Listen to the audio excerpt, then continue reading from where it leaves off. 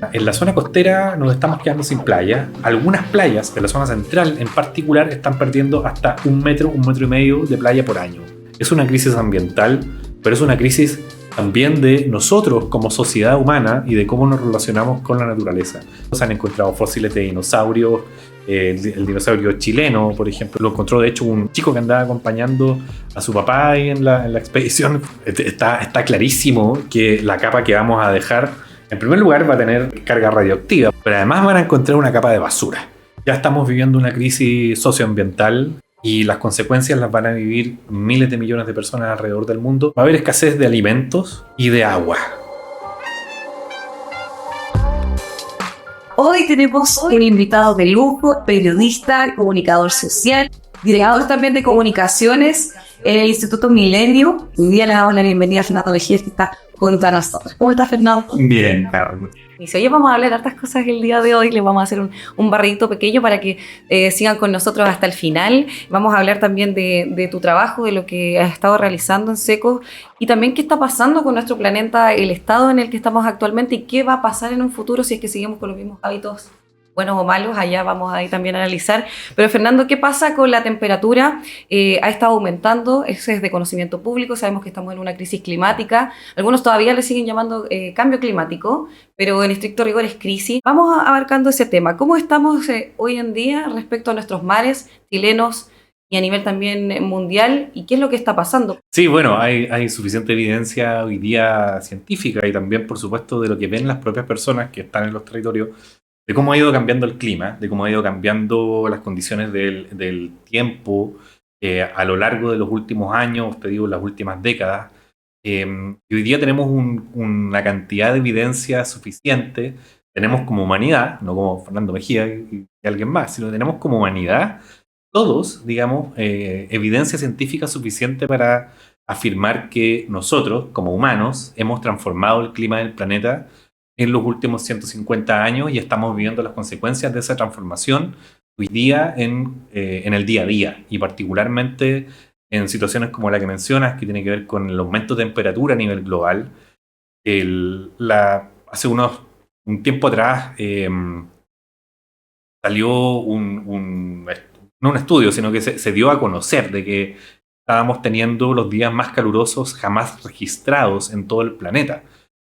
Fueron 3 días seguidos, por lo menos, en que se registraron las temperaturas globales promedio más altas que jamás se hayan registrado, desde que se está tomando ciertos datos de la temperatura a nivel global. Y eso está teniendo, o va a tener consecuencias, o más bien es consecuencia de este fenómeno del cambio climático producido por una generación de dióxido de carbono, ¿cierto? Una producción de dióxido de carbono que se emite a la atmósfera y que tiene que ver con las actividades que nosotros como humanos desarrollamos. No solamente lo que podemos hacer a nivel local en nuestra casa, por ejemplo, prender una estufa y tirar humo, sino más bien de todas las actividades que se realizan a nivel global, de parte de todo lo que hacemos como humanos. Y esto ha generado este cambio climático o cambio, digamos, en las condiciones del clima global. Y claro, una de estas consecuencias es el aumento de temperatura a nivel global, pero también otras consecuencias que tienen que ver con los eventos extremos también, que también lo hemos estado viviendo los últimos años en Chile, particularmente con la sequía. En Chile nos ha afectado fuertemente una sequía en la última década, de la cual todavía no salimos, desde el año 2009 que estamos viviendo esta sequía, y 2009, 2010 por ahí, que comenzó, pero todavía no nos recuperamos desde ese tiempo, digamos, a una disminución de precipitaciones que tiene todas las consecuencias que estamos viviendo con muchas personas que se han quedado sin agua en localidades, en distintas partes del país, e increíblemente en lugares donde uno pensaría de que no debieran tener problemas de agua, pero están con problemas de agua. Y esa es una consecuencia particular. De hecho, hace un par de años atrás también la misma ministra Maisa Rojas, hoy día de Medio Ambiente, participó en ese estudio, me acuerdo, que daba como el porcentaje de que un 25% de esta sequía en Chile tiene que ver con el cambio climático y por lo tanto tiene que ver con las actividades humanas. Así que esa es una de las consecuencias, pero además hemos visto otras, por ejemplo, y que están relacionadas. Eh, Saldrán más estudios luego para ver qué tipo de relación existe, pero lo cierto es que hay sinergias entre este cambio climático, el aumento de temperatura, no solamente a nivel global, sino también en cuestiones específicas, o perdón, en ecosistemas específicos como los océanos. Y ahí, bueno, ya tenemos, como dije al principio, suficiente evidencia para dar cuenta de que nosotros hemos sido los responsables de este cambio acelerado.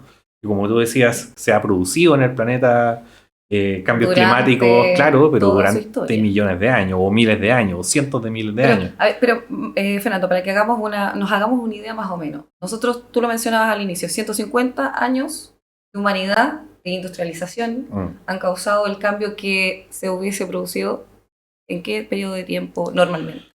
10.000 años, por lo menos, o más.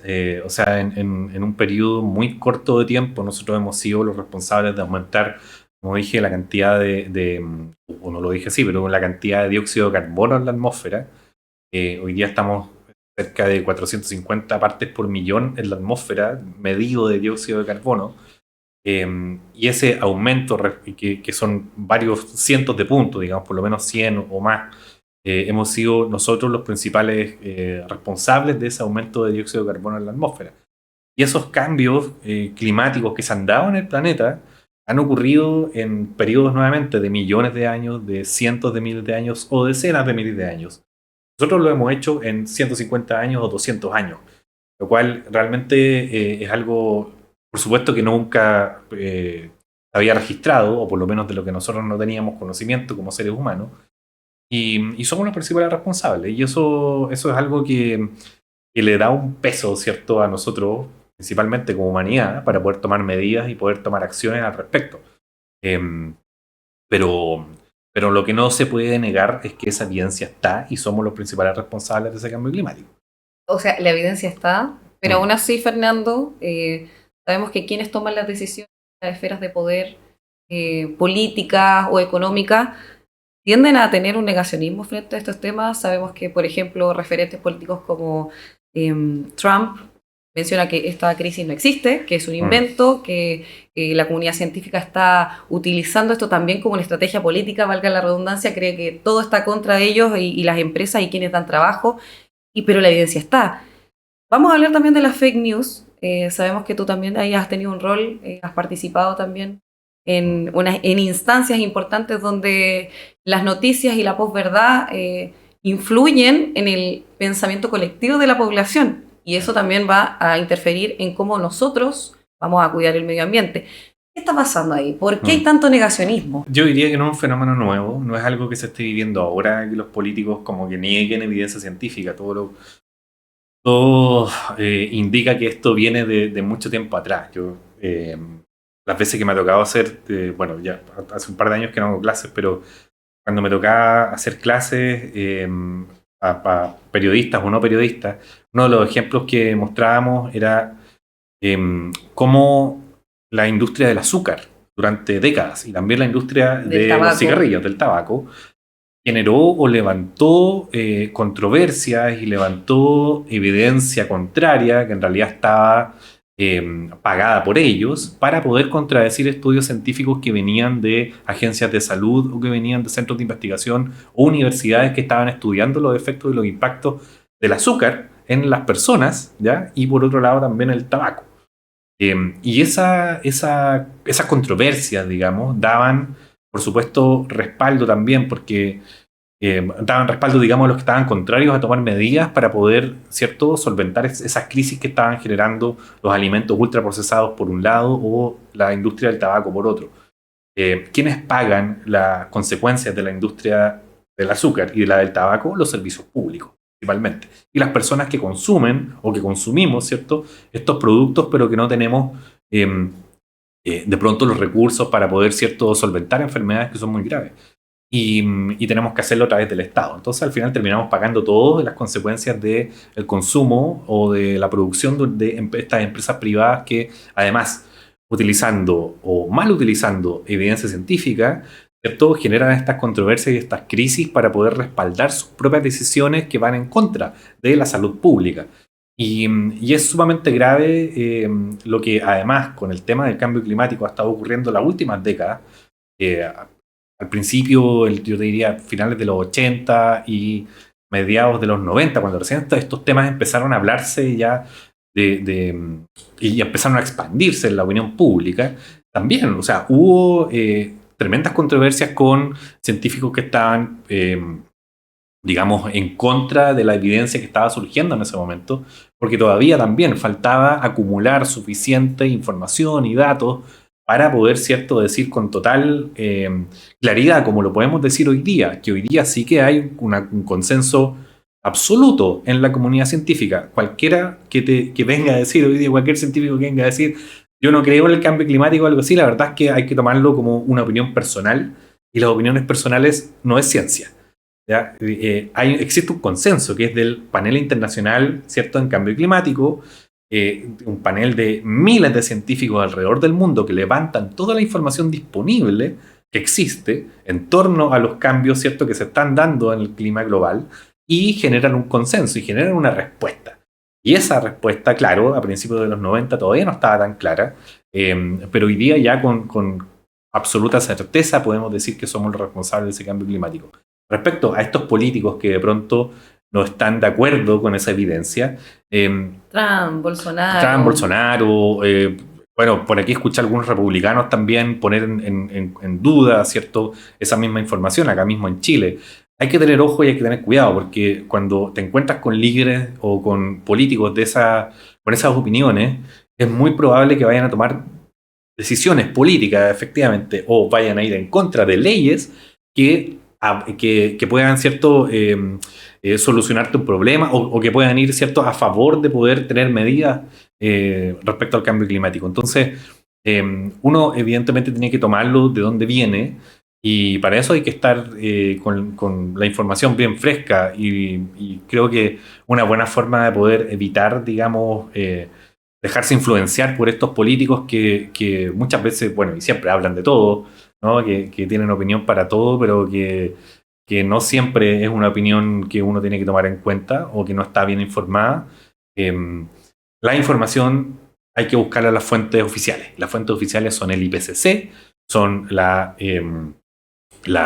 ONU, viene de la FAO, viene de organismos internacionales donde científicos respetados van y entregan evidencia y se generan informes. Lo mismo acá en Chile, el informe del estado del medio ambiente, por ejemplo, del Centro de Estudios Públicos de la Chile, o el Ministerio del Medio Ambiente, los reportes que hace también, y cuando levanta esa información, ¿cierto?, y nos dice, oye, tenemos una situación del país y el medio ambiente que es complicada, que es compleja, estamos en una crisis, tenemos que tomar medidas, y tienen que ser a través, ¿cierto?, de leyes y a través de acciones concretas dentro de la institucionalidad en el país. Creo que eso es a lo que tenemos que ceñirnos y hacerle caso. Cuando tienes un político que dice que el cambio climático no existe, o que lo que dijo Trump, yo me acuerdo que lo dijo, él dijo que se había enfriado Estados Unidos, ¿cierto?, que en realidad estaban viviendo un enfriamiento global. Toda la evidencia en realidad va en contra. Y él lo decía porque, claro, habían tenido episodios de olas polares, y había bajado muchísimo la temperatura, y claro, lo dijo en ese momento y sonaba, sí, bueno, estamos sintiendo frío, ¿no? Claro, puede que esté más frío, pero en realidad cuando uno después empieza a revisar los informes internacionales, nuevamente, cuando uno toma en serio esa búsqueda de información, y ahí creo que también hay un poco de responsabilidad de uno, de ir un poco más allá de lo que dicen ellos, nos encontramos con que, chuta, evidentemente estamos en una crisis, y estamos en una crisis que, nuevamente, miles de científicos alrededor del mundo que estudian los temas, que se meten en esto, son subestimados. Nos están diciendo que, oye, estamos en un cambio climático real, y no hay manera de poder esconderlo. O sea, lo estamos viendo en los eventos extremos. Evidente. Además. Oye, Fernando, esto es muy similar a lo que está sucediendo, un fenómeno hoy en redes sociales, en Instagram, TikTok, donde hay muchos terraplanistas que dicen que la Tierra es plana. En alguno de nuestros capítulos próximamente también vamos a tener la oportunidad de hablar con un doctor en física, que ahí nos va a comentar ese tema, pero es un fenómeno que se está dando, como tú mencionabas, la posverdad, el poner en duda a quienes han dedicado su vida a estudiar y están diciendo verdades de forma empírica, que esto está comprobado, no es una opinión como tú mencionabas. Fernando, nosotros somos comunicadores sociales, ¿cierto? También yo en alguna ocasión siempre me llamó la atención que en tu Instagram, en tus redes sociales, no sé si quieres darla para que te sigan después. Sí, la podemos dar ahí La después. vamos a dar después. Tú te describes, ¿cierto?, como Homo sapiens y el lenguaje también. ¿Qué pasa? Quiero que nos vayamos a otra arista. Vamos a regresar al tema que estábamos conversando. Poder definirnos, a ver qué somos, qué hacemos acá como especie. Tú lo decías, tenemos una responsabilidad súper grande. Se supone que somos los animales más inteligentes que pisan la Tierra, al menos actualmente. Pero tomamos decisiones que no son muy inteligentes. Vamos de la base. ¿Quiénes somos? ¿Qué nos definen y nos diferencian también de las otras especies? El lenguaje, nuestras costumbres, la civilización. Vamos desde esa área para que vayamos desglosando también quiénes somos, qué hacemos acá y cuál es nuestra misión también a futuro. Sí, a mí me gusta harto la definición, bueno, Homo sapiens sapiens, que es lo que somos, una especie, ¿cierto?, de homínido que evolucionó en lo que somos hoy día, pero además me gusta otra definición, que es que no está actualizado, porque no viste el último que puse en mi Instagram. Sí, somos holobiontes. Holobiontes. Y me encanta esa definición porque se acerca mucho a lo que también evidencia reciente nos ha estado entregando respecto a cómo nosotros como entes estamos interconectados con nuestro medio y estamos interconectados con el resto del planeta.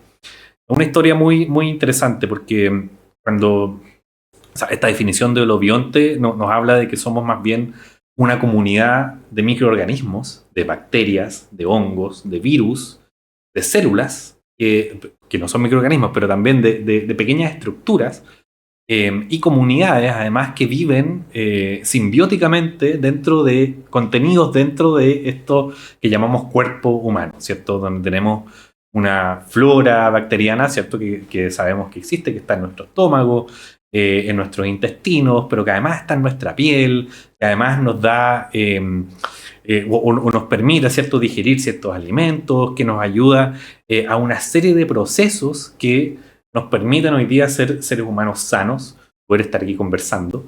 Hay un ecosistema dentro de nuestros cuerpos. Somos muchos ecosistemas, eso es lo interesante. Somos más de uno. Somos más de uno, estamos dentro de otros y esa definición de conexión es algo que viene viene de arte de evidencia científica detrás, pero a mí me gusta resaltar lo que Lynn Margulis, que es una científica que murió hace unos años atrás, pero que ella planteaba esta teoría simbiótica de la vida, donde nuevamente la evolución o lo que ha permitido en parte la evolución, además de la selección natural, además de las mutaciones, además de los cambios o la adaptación al ambiente, también ha sido esta relación simbiótica con otros seres vivos. Y particularmente con las bacterias y los virus, y las bacterias especialmente, que nuevamente han permitido poder defendernos frente a otros microorganismos o patógenos dañinos, nos han permitido nuevamente tener una capacidad de digerir alimentos o de poder nuevamente ir incorporando otras bacterias que nos han sido beneficiosas. Y esa definición para mí creo que es bien lógica y bien completa, porque además nos sitúa dentro del resto, digamos, de los ecosistemas donde vivimos como un ser vivo más. Siempre cuando se dan estas conversaciones así como muy profundas, somos los densos de la clase. Claro, somos los pesados, así como hablando cosas a las 4 de la tarde que se podrían hablar en carrete, pero es interesante como darle vuelta a eso de que nuevamente estamos frente a ecosistemas, vivimos dentro de ecosistemas, pero además nosotros mismos tenemos muchos ecosistemas y tenemos mucha vida dentro de nosotros y solo hemos llegado a hacer eso gracias a esa otra vida que está dentro de nosotros, a la que contenemos, y la vida que también nos contiene. Ese continuo de vida, de seres vivos, es algo interesante, porque nuevamente nos pone un poco en perspectiva de pensar de que, bueno, qué tipo de rol podemos tener, como decías tú, como seres inteligentes, seres más bien que se han podido adaptar a su medio, que han desarrollado un lenguaje complejo y todo lo que uno es, pero ¿cómo también nos vamos a adaptar al futuro? ¿Cómo nos vamos a plantear como una humanidad de aquí al futuro? ¿Vamos a ser una humanidad que se va a olvidar de eso? ¿Vamos a ir siempre en contra de las bacterias. Vamos a andar siempre usando alcohol gel para olvidarnos de los microorganismos que están ahí.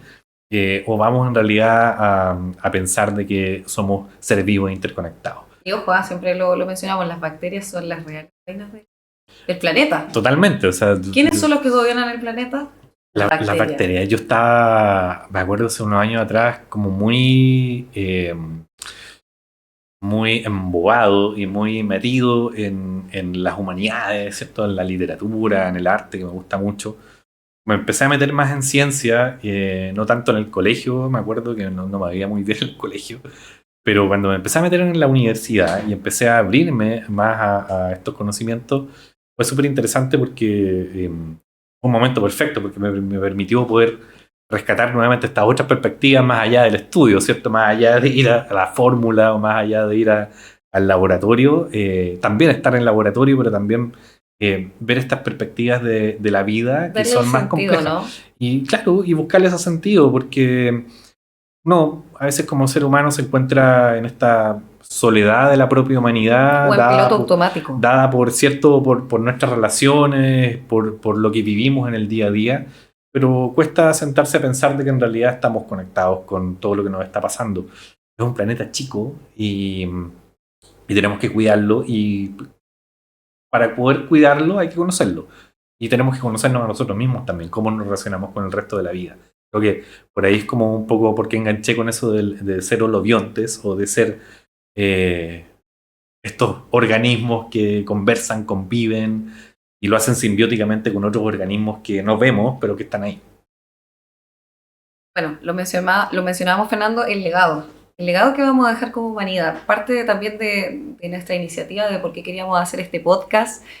Nosotros, amantes de Isaac Asimov, bioquímico, escritor, que nos ha dejado grande registro literario para poder analizarnos en el hoy y también ver lo que podría suceder en un futuro. Nosotros ahí también lo hemos comentado anteriormente de lo que planteaba Isaac, ¿cierto? De que podríamos llegar a ser en algún futuro una civilización intergaláctica, que podemos llegar a salir de este planeta tan pequeño dentro de este inmenso universo que todavía no sabemos que hay más allá, o si es que hay algo o no, o el inicio del fin, o lo que es arriba y abajo.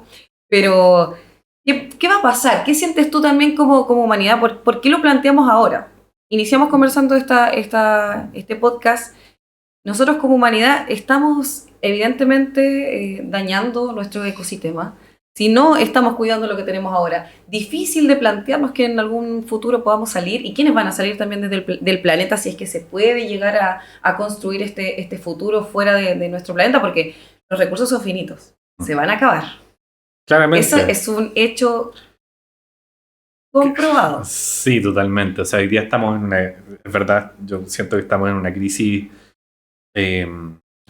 socioambiental, donde no hemos podido encontrar respuestas todavía para poder adaptarnos correctamente, digámoslo, a estos ecosistemas que nos contienen. Todavía estamos tratando de entenderlo. Todavía no conocemos ni un ápice de lo que ocurre realmente en los océanos. Todavía no conocemos muy poco todavía de las dinámicas del clima, ¿cierto? Si bien sabemos que lo estamos modificando.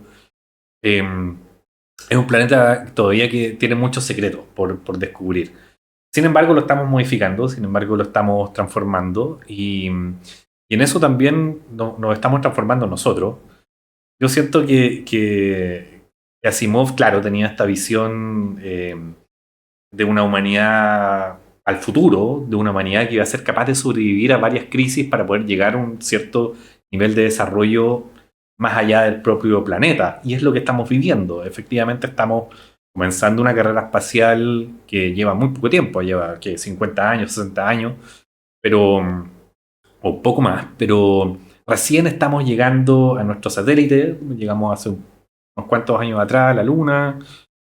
Todavía ni siquiera llegamos a otro planeta como humanidad. Probablemente se va a lograr en los próximos 15 años o 20 años que lleguemos a Marte y estemos ahí. Pero Fernando, las grandes corporaciones o personalidades están invirtiendo para que se desarrolle este tipo de tecnología o avance. Finalmente, ¿cuál es la motivación? científica Es que para allá iba un poco, claro. puede sobrevivir o sea, ¿qué tipo de... ellos, cierta cantidad de la población. Bajo este sistema, voy a sonar muy político, pero bajo este sistema político capitalista liberal, básicamente lo que están buscando es aumentar su ganancia, ya su riqueza. El profit, como dicen los gringos. Entonces, mientras exista eso, ellos, digamos, van a seguir desarrollando tecnologías para poder solventar las guerras o para poder solventar nuevamente la creación de tecnología que les permita vender esa tecnología luego y poder seguir haciéndose rico. Eso es una realidad y eso probablemente no va a cambiar. Lo que sí habría que preguntarse es si es que los estados, ¿cierto?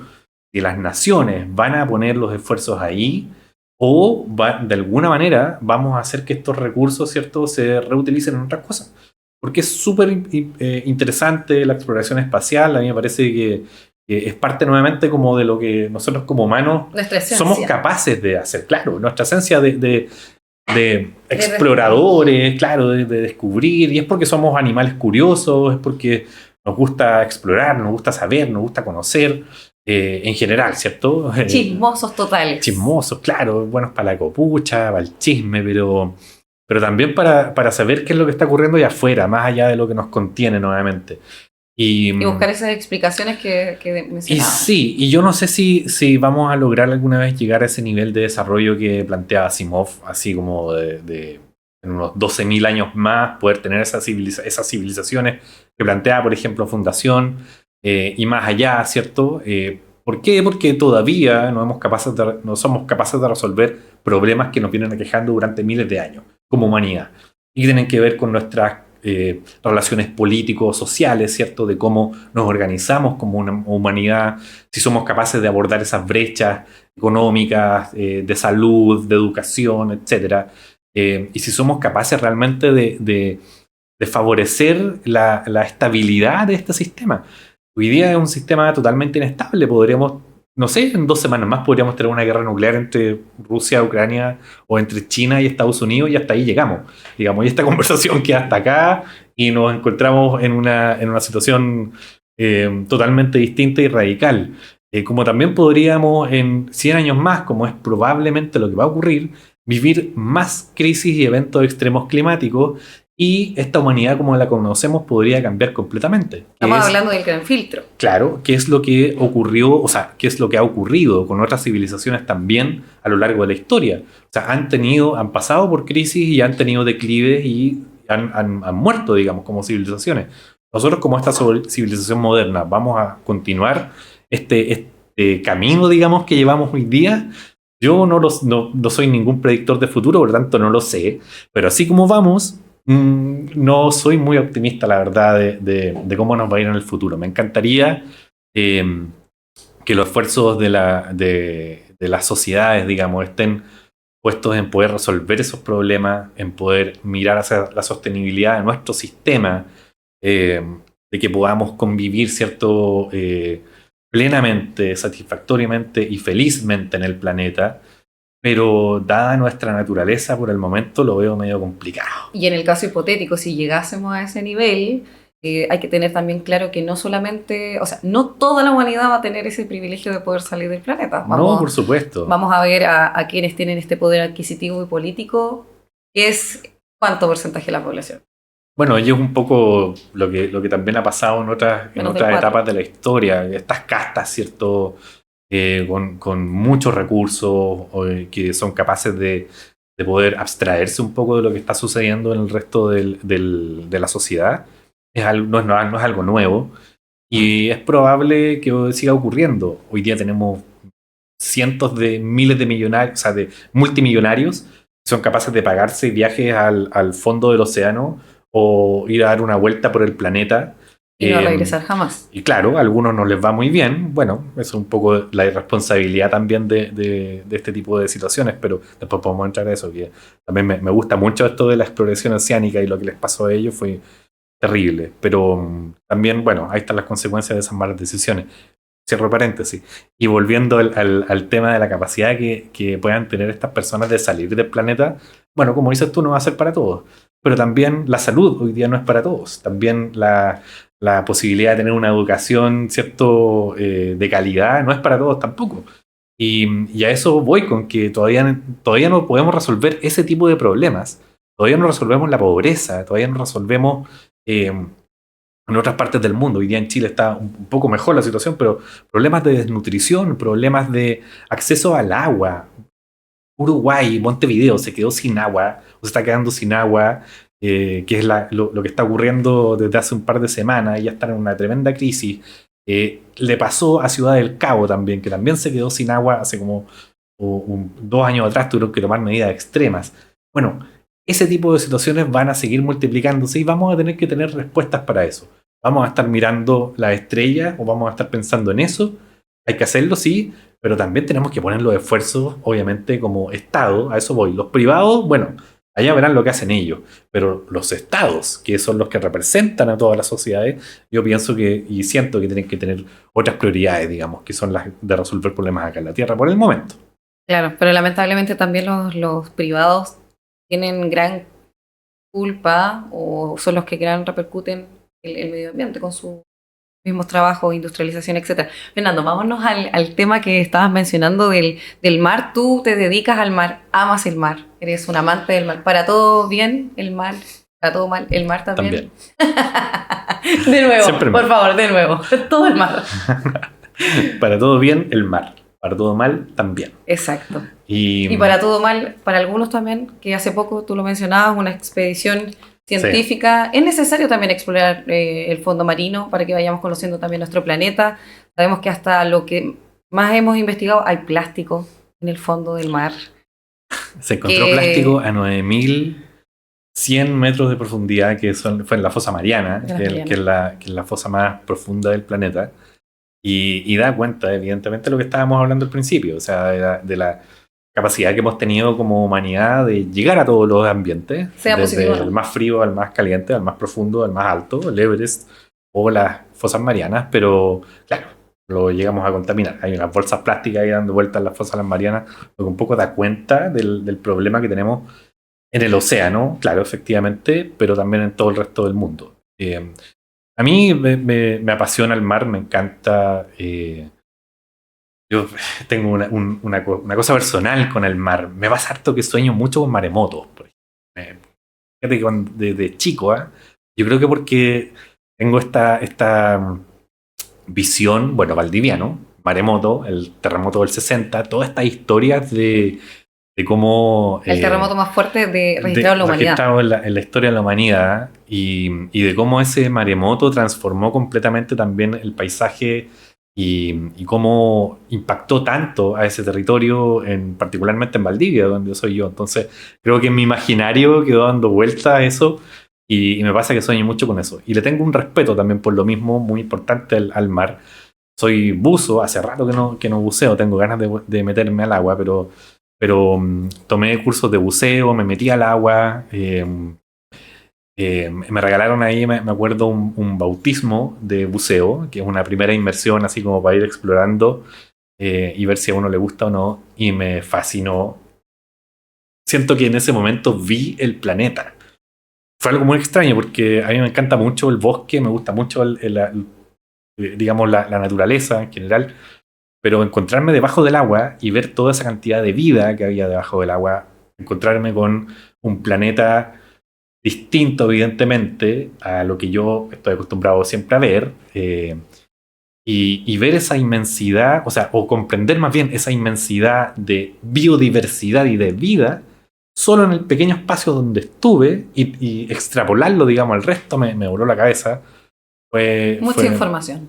Fue mucho, porque imagínate encontrar, es como, bueno, acá se da harto en Chile, es como meterte una sopa, ¿cierto? Donde tienes larvas de peces, algas dando vueltas, escuelas de peces que se van moviendo, tienes medusas, ves anémonas, ves nudibranquios, ves tiburones, ves ballenas, o sea, toda la vida, ¿cierto? Está ahí, está en el océano. Bueno, parte de la teoría de cómo, o de las hipótesis de cómo se generó la vida en el planeta, ¿cierto? Hablan de que se generó en el océano. Nuestro hogar ancestral. Ahí. Claro, salimos del océano, salimos de ahí en una evolución de millones de años, pero venimos del océano y Y un poco esa visión fue transformadora porque me reorientó un poco los objetivos de lo que quería hacer o para dónde quería mirar.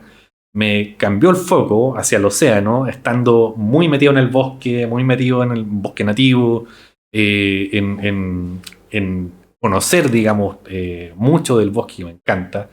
Pero mirar al mar fue transformador. Y hoy día, bueno, tengo la suerte de poder estar en un trabajo que me permite trabajar en la costa. A la redundancia, me permite estar en el océano constantemente y me permite hacerlo haciendo lo que más me gusta, además, no solo observando el océano y estando ahí, sino que también vinculándome con comunidades, vinculándome con personas y comunicando también lo que estamos conociendo y sabiendo del océano y de su interacción con las personas en ese intertanto. Entonces, eh, es muy entretenido, lo paso súper bien y la verdad es que me gusta mucho, me tiene muy lleno lo que estoy diciendo hoy día y es interesante, bueno, porque me permite conocer de primera fuente lo que está ocurriendo en el océano costero en Chile y además vincularme, como te digo, con comunidades desde Atacama hasta Chiloé. Eh, y, y eso, digamos, es algo que, que nada, me ha hecho muy feliz en el último tiempo, la verdad. Oye, para todos nuestros amigos que nos están escuchando en el podcast, aquí la última pregunta, estamos con Fernando Mejía, periodista y comunicador científico. Fernando, ¿sabes qué me llama la atención lo que dijiste del mar? Supe ella hablando de ella, pero a mí también me sucede que sueño mucho, yo creo, con tsunamis. Me imagino que también tiene que ser por la historia que vivimos, al menos acá en la región del Biobío, para los amigos que nos están viendo desde tal vez otra latitud. Nosotros tuvimos un terremoto en el año 2010, muy fuerte, que afectó muchas regiones de nuestro país, donde pasaron tsunamis, donde personas fallecieron también, que nos marcaron como sociedad. Yo cuando digo que sueño con tsunami, ya llega el amigo que te dice, no, es que te está diciendo esto. Yo creo que más que nada es nuestro inconsciente que nos llama también, y me pasa también que me da la sensación, cuando tú mencionas esto del mar, pasa también con los astrónomos que mencionan, me gusta ver las estrellas, mirar más allá, porque también me hace ver lo pequeñito que soy y me da una gota de humildad. Y como tú lo dices, el mar, te diste cuenta, o sea, te pillaste con un mundo nuevo, increíble. Es similar para los amigos tal vez que tuvieron la oportunidad de ver Mi Maestro el Pulpo. Hay un documental, una película documental preciosa. Tuviste la oportunidad de verla, Sí, me imagino. Él también ahí plantea esa sensación de volver a conectar con lo ancestral finalmente, con nuestros ancestros anfibios, por ejemplo, el sentir el agua helada, el poder conectarte con otra especie, el sentir esa conexión y también las ganas de querer proteger el medio ambiente. ¿Cómo podemos hacer un llamado también a los amigos tal vez que nos están escuchando, que quieren conectar con esa parte, pero tal vez no tienen la forma tan cercana, no tienen el mar, por ejemplo, cerca, o no tienen, tal vez viven en urbes más de cemento y no pueden conectar con el bosque? ¿Qué podríamos hacer también para poder sentir eso? Porque los seres humanos lo necesitamos, ¿ah? El verde, el azul, es lo básico en la escala cromática, en el medio de nuestro cerebro, para poder estar relajados, bajar los índices de ansiedad y depresión. Sin azul no hay verde, como dice la Silvia Earle. Y sin cuidar y proteger nuestros océanos, el agua, no podríamos tener los bosques que tenemos, no podríamos tener los ecosistemas que vemos en tierra, digamos. Está todo profundamente conectado. Yo creo que es complejo de pronto transmitir ese imaginario de algo que tú nunca has vivido, nunca lo has sentido, nunca has podido estar. Por ejemplo, me ha tocado conocer mucha gente, o no mucha, pero me ha tocado conocer gente que no conoce el mar todavía, que no ha estado en una playa, que no ha estado porque vive no solo en centros urbanos, sino porque vive en la montaña o vive en el Valle Central o en otros lugares donde no han tenido la oportunidad de poder ir y viajar o poder estar frente al mar. Me ha pasado también con niños. Yo, bueno, por mi pega he trabajado con escolares en varias partes y me sorprendió muchísimo. Me acuerdo hace unos años atrás que niños y escolares de acá de Chiguayante, un colegio de Chiguayante, no habían estado en el mar. Algunos de ellos no conocían el intermareal, no conocían la playa. Nos tocó ahí ir a hacer un taller, me acuerdo, y fue súper interesante porque los llevamos literalmente al mar. Hicimos que se metieran al agua y quedaran todos mojados. Les pedimos un cambio de ropa pero fue su primera experiencia para niños de 8 o 9 años con el océano. Y, y bueno, y rescatando un poco lo que me preguntabas, ¿cómo le transmitimos a una persona que nunca ha tenido la experiencia del mar? Que no tiene los medios tal vez Que no para tiene poder los medios para acercarse. hacerlo. Bueno, hay que tratar, por favor, Hacerlo. de hacerlo, de poder tener una experiencia en la vida, aunque sea, de poder ir al mar. Pero, ¿sabes qué? También pensando en otra cosa que me hizo reflexionar respecto a lo que preguntabas, hay una forma de llegar al océano, no necesariamente estando en el océano. Algo que acabo de inventar. Pues, no importa. Me pueden decir si estoy hablando locura o no. Pero cuando uno se acerca a un río, cuando uno ve una cuenca, cuando uno está en la montaña, esa cuenca va a llegar al mar en cierto momento, o debiera llegar al mar, si es que no le ponen alguna represa entre medio o no le extraen demasiada agua. Ese río debiera estar llegando al mar. Y esa es una excelente expresión de cómo están conectadas las cuencas, el océano, y cómo también se expresa el famoso ciclo hídrico, que es tan básico que lo estudiamos en el colegio, ¿cierto? Eh, pero que podemos verlo expresado en la vertiente de donde estamos tomando agua en una montaña. Podemos verlo en el río que se expresa ahí, en una pequeña laguna o en un lago. Esa agua dio muchas vueltas para poder llegar a ese lugar donde está ahí. Eh, pero también tuvo que haber tenido un paso por el océano. Y si bien puede ser una relación poética, también tiene una relación real. Y esa relación real tiene que ver nuevamente con esta interconexión que existe entre los ríos y el océano. Si no puedes estar en el océano, bueno, acércate a un río y piensa hacia dónde va a llegar ese río, qué camino ha recorrido y va a recorrer ese río para llegar a ese océano y después volver a una montaña, transformarse en una nube, volver a precipitar, transformarse en nieve o quedarse en un glaciar o después derretirse y seguir el resto de su camino hacia el océano. Eh, yo diría que uno tiene que tratar de tener esa experiencia, evidentemente, si uno puede hacerlo. Pero si no, bueno, si uno no puede y alguien nos está escuchando y no puede ir al mar y tiene un curso de agua cerca, bueno, pensar de pronto en el agua, pensar en ese recurso que estamos teniendo ahí, que están viendo ahí al frente, que es parte de un sistema mucho mayor y interconectado eh, y que eventualmente va a llegar al mar, al océano. Es medio fome porque va a haber que ir al río para poder ver al mar, pero en el caso de que no se pueda. En el caso de que se pueda y en el caso de que en algún momento se encuentren frente al mar, a mí me agrada mucho y lo hago cada vez que puedo, la experiencia de ir al intermareal, de ir a un lugar que sea influenciado por las mareas. Acá, por ejemplo, en la zona, Cocholhue es una hermosa playa y es un muy buen lugar para ir a conocer el intermareal. El intermareal es toda la zona costera, ¿cierto?, que está influenciada por las mareas.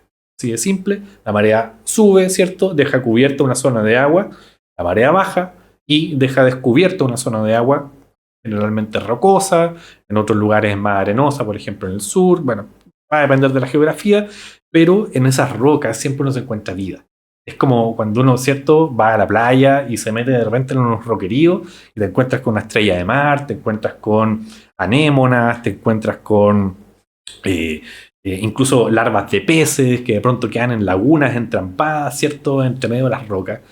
Es una muy buena forma de acercarse a la biodiversidad marina sin ser un experto y sin tener que ir a meterte debajo del agua a bucear, porque igual el buceo también requiere ciertas condiciones, ¿cierto? Requiere también que estés entrenado, al Ciertas menos básicamente, capacidades. ciertas capacidades para poder meterte.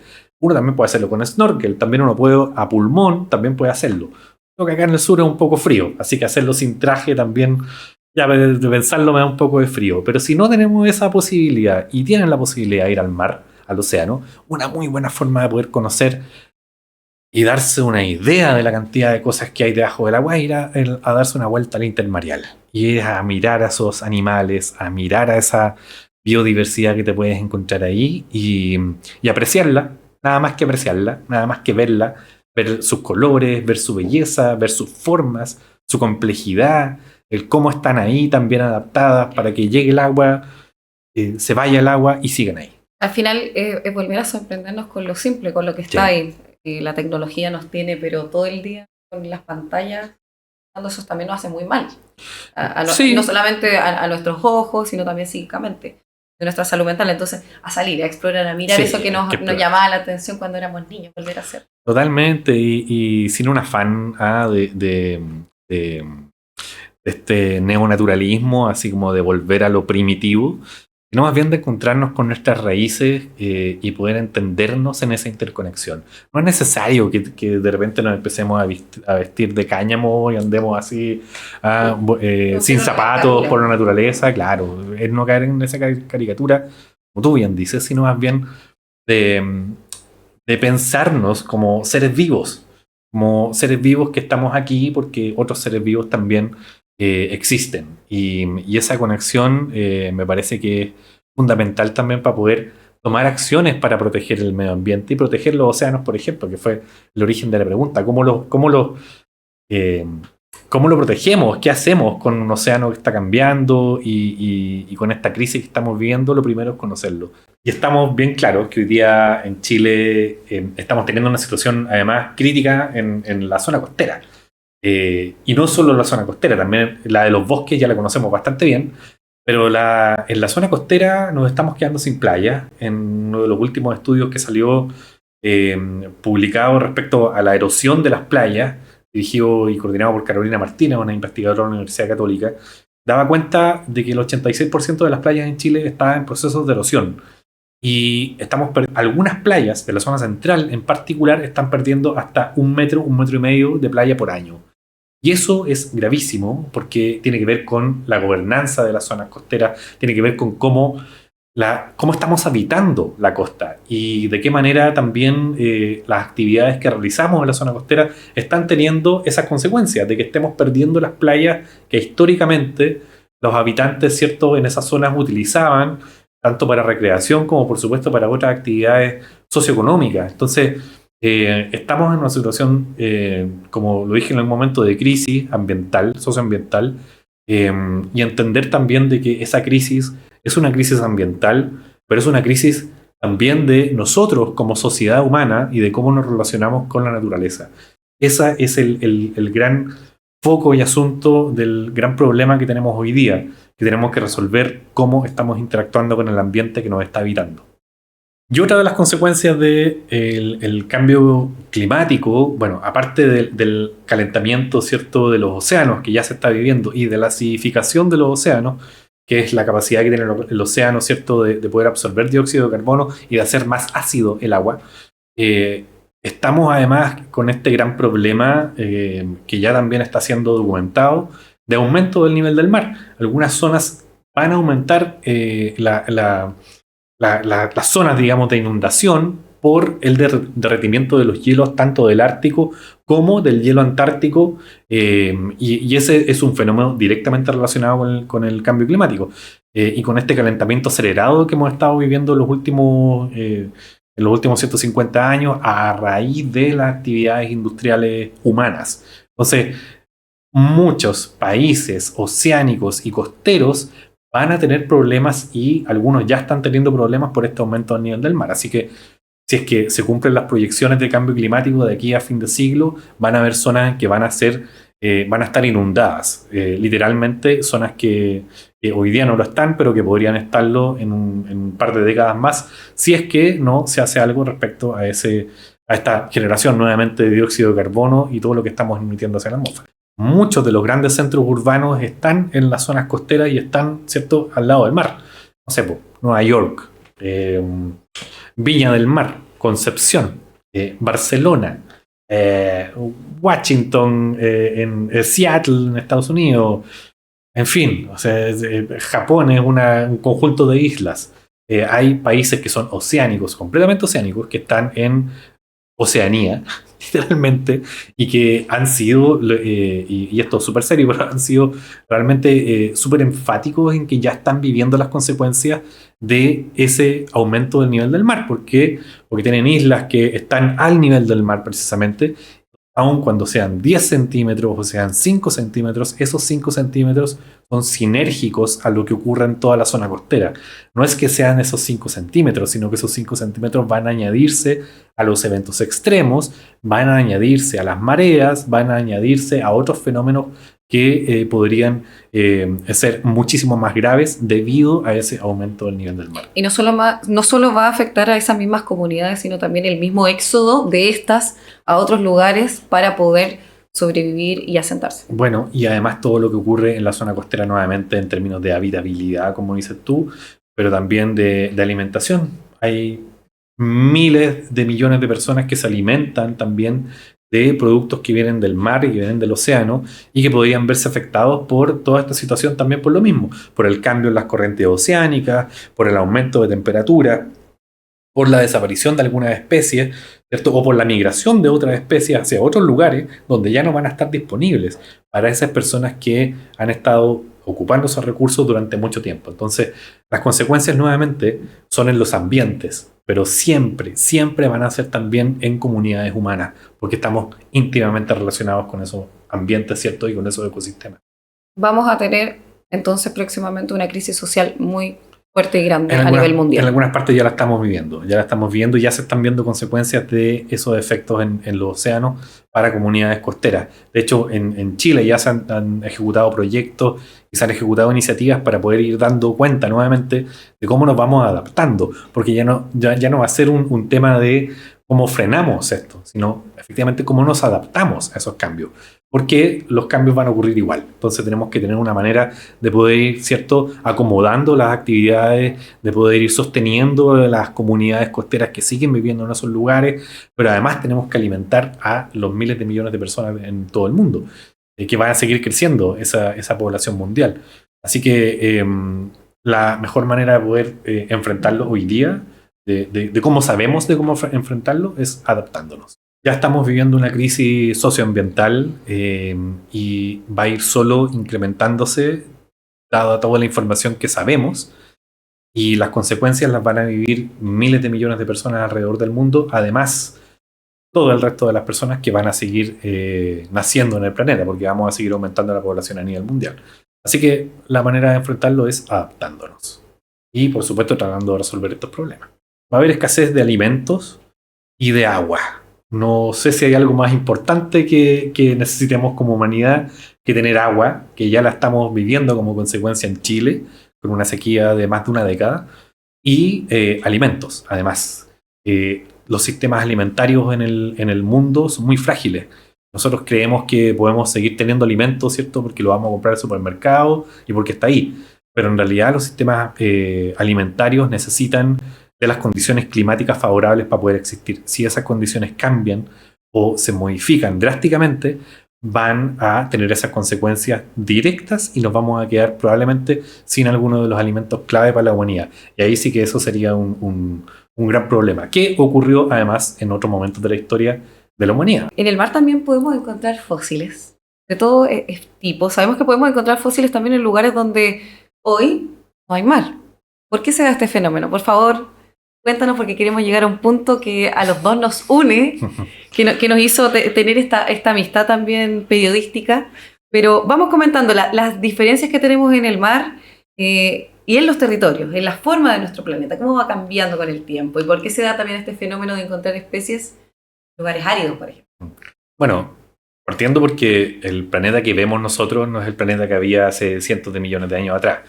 Y ha ido cambiando, y sabemos que ha ido cambiando porque existe una teoría, que es la teoría de las placas tectónicas, ¿cierto?, de que nos explica un poco cómo han sido los cambios geográficos y geomorfológicos que hemos visto en el planeta en toda su historia, no solo en los últimos años. ¿Una teoría está comprobada? Está absolutamente comprobada. Perfecto, o sea, para que quede claro, porque algunos piensan que teoría es algo que es una hipótesis. Esto de colegio, o sea, todo lo debiéramos saber, digamos, o sea, de que existe, estamos, digamos, sobre ciertas placas en el planeta, sobre el magma, tectónicas, sobre otras capas interiores del planeta. Y esta capa superior del planeta es capaz de moverse y es capaz de transformar la geografía superficial del planeta. lo que ocurre de por qué encontramos especies ahí arriba a 3.000 metros de altura, En el fósiles, claro, que vivieron en el océano, es precisamente por ese cambio y esa transformación que ha tenido el planeta en cientos de millones de años.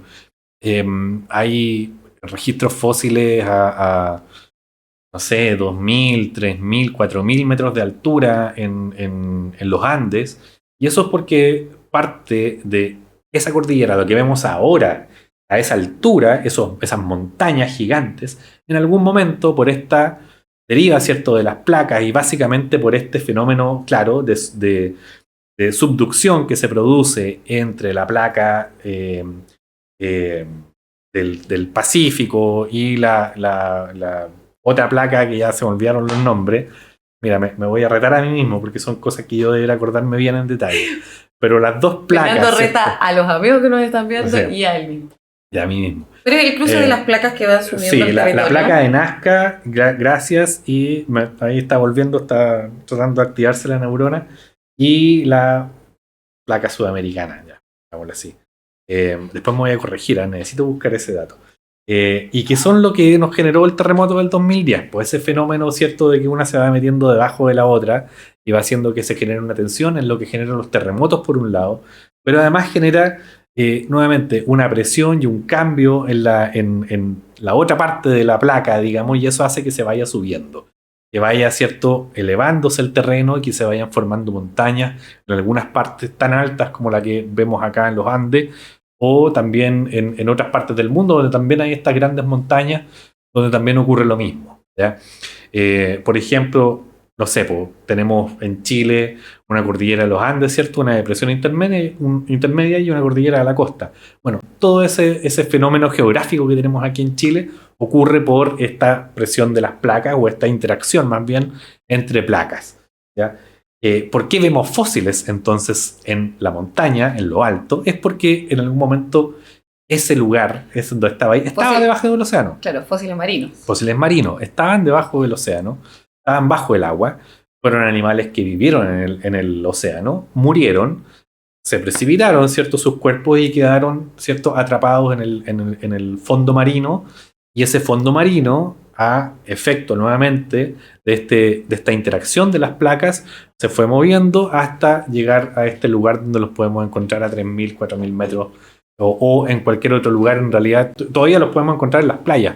De hecho, en las dunas de Yani, acá mismo en la provincia de Arauco, a la gente que no ha tenido la oportunidad de ir, los invito a que se vayan a pegar una vuelta a las dunas de Yani. Y en estas dunas hay un sector, digamos, a la derecha, si uno lo ve mirando hacia el frente de las dunas, donde uno puede recorrer la playa, una playa rocosa. Es un sitio paleontológico muy importante, además por lo mismo, porque está lleno de fósiles, ¿ya? Y es un lugar que se levantó del lecho marino, quedó expuesto en ese lugar, y hoy día podemos encontrar fósiles ahí de distintas especies marinas, que están ahí a la vista. Yo le he sacado fotos ahí a un montón de fósiles ahí mismo en la playa. Eso mismo también uno lo puede encontrar en Algarrobo. En un sector, por ejemplo, de la playa de Algarrobo también se han encontrado fósiles. Y también hoy día es un lugar importante ahí que están tratando de proteger también las comunidades costeras en esa zona, por esa misma importancia que tiene, ¿cierto? Porque es parte de la historia natural del planeta y del país, por supuesto. Y entonces esos fósiles que uno se puede encontrar en la montaña, bueno, lo mismo. También estuvieron, ¿cierto?, en algún momento debajo del agua. Esos animales murieron y a efecto de este fenómeno hoy día los podemos encontrar a cientos o miles de metros de altura. De hecho, yo he tenido la oportunidad de ver fósiles y de ver fósiles a 2.000 metros de altura o 1.500 metros de altura en la zona de Conguillío, por ejemplo, que está en la 9ª región, ¿cierto?, la Araucanía, en el Parque Nacional Conguillío, en los alrededores, no voy a decir dónde, pero en los alrededores hay sectores donde también se pueden encontrar fósiles fácilmente. Nuevamente, ¿cómo te vas a encontrar? Hay que dejarlos ahí. Hay que dejarlos ahí, sí, por supuesto, o sea, y porque están protegidos además, o sea, hay leyes que los protegen. Si uno se encuentra un fósil en cualquier parte, uno tiene que reportarlo, digamos, a las autoridades competentes. ¿Por qué te ríes, Fernando? Porque no hay que llevárselo, hay gente que lo lleva. no hay que llevárselos para la casa. Hay que dejarlos ahí y hay que reportarlos o hay que avisar a CONAF si es que es un área protegida, por ejemplo. Seguramente ellos capaz que también lo sepan, pero si no, siempre hay que dar cuenta, ¿cierto?, de eso, porque también hay tráfico de fósiles y eso no es bueno. Oye, Fernando, tráfico de fósiles marinos y también pueden ser de época jurásica. Pero, Puedes encontrarte un fósil, tienen que estar muy, muy abajo de la Tierra, metros, o pueden encontrarse. no, te los puedes encontrar así, como caminando, entre medio de unas rocas. Y eso, como te digo, pasa desde las playas, donde uno los puede encontrar así, a simple vista, o te los puedes encontrar nuevamente también, caminando en un trekking entre medio de rocas, en un sector determinado. También es muy posible que te encuentres esos fósiles así, de cualquier época. O sea, yo vi fósiles ahí que tenían por lo menos 300 millones de años, entre 200 o 300 millones de años, y así como te puedes encontrar con fósiles como, por ejemplo, se han encontrado fósiles de dinosaurios, el dinosaurio chileno, por ejemplo, que encontraron hace un par de años atrás, en 2019, por ahí que fue publicado ese trabajo, que lo fueron a encontrar en Coyhaique, en una zona no tan alta, pero estaba también en una zona semimontañosa. Lo encontró de hecho un niño, un chico que andaba acompañando a su papá ahí en la expedición, fue el que encontró parte de esos fósiles, pero se los encontró ahí, así como nuevamente con un muy buen ojo y una un muy buen entrenamiento para poder ver también que ahí hay un fósil, porque si no vas a ver una piedra y no va a pasar nada. Pero sí, se pueden encontrar en cualquier parte. El tema de los dinosaurios, yo lo decía, nos llama mucho la atención.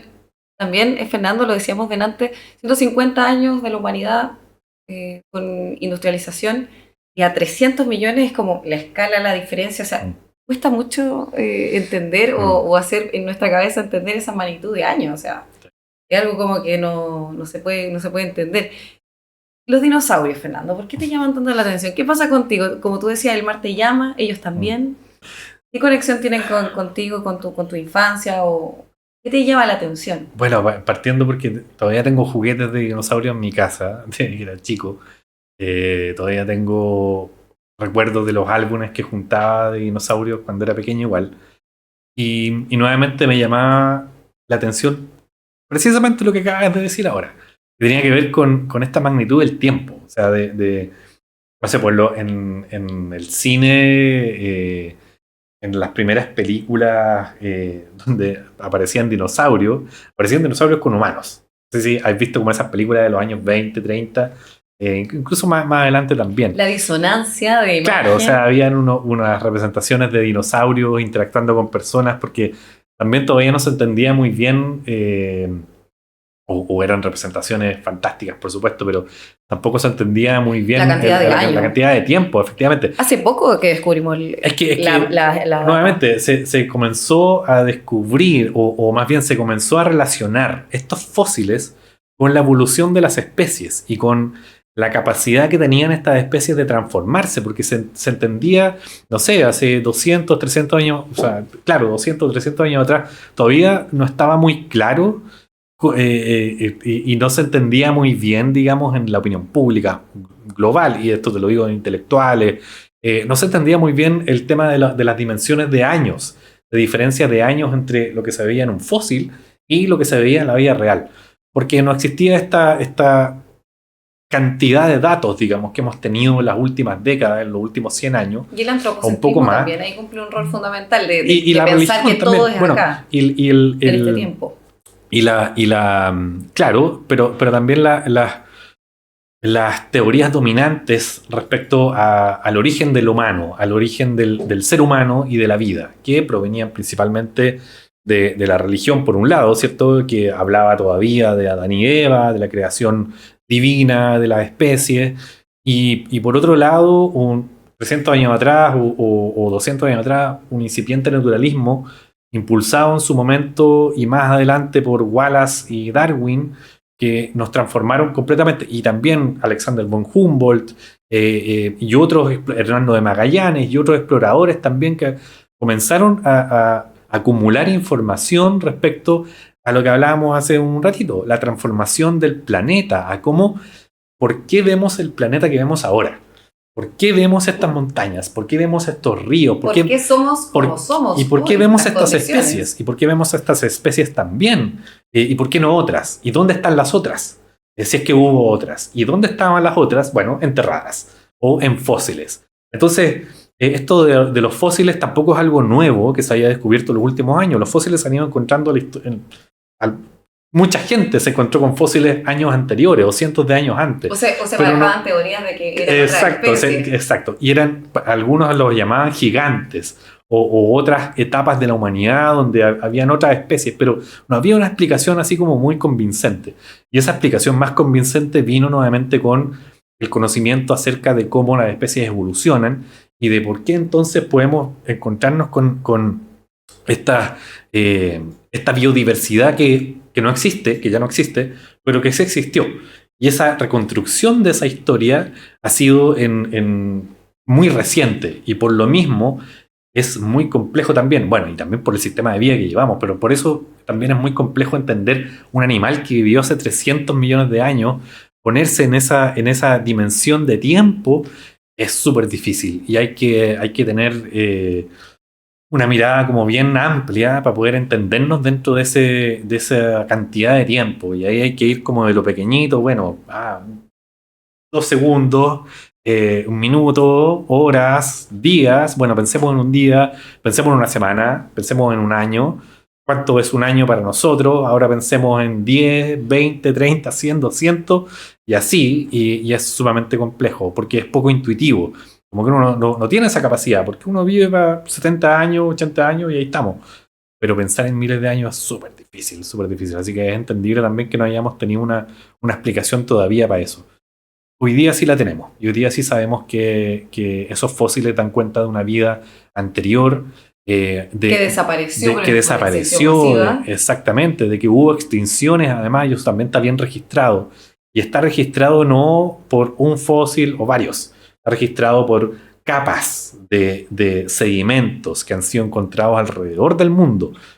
Y lo más interesante es que hemos podido conectar cosas que, no sé, han ocurrido en Asia con una misma capa de sedimento acá en Sudamérica o en Norteamérica y que tiene los mismos rastros, que tiene las mismas huellas y las mismas informaciones. Claro, puede ser más o menos gruesa, pero la misma información. Y de ahí es donde se han sacado estas conclusiones de cómo también han habido estos cambios radicales del clima y de la biodiversidad a nivel global. Sin esa información nuevamente, sin esa capacidad de poder conectar conocimientos en distintas partes, hoy día estaríamos todavía tratando de encontrar algunas explicaciones a esos fósiles, pero hoy día sí las tenemos.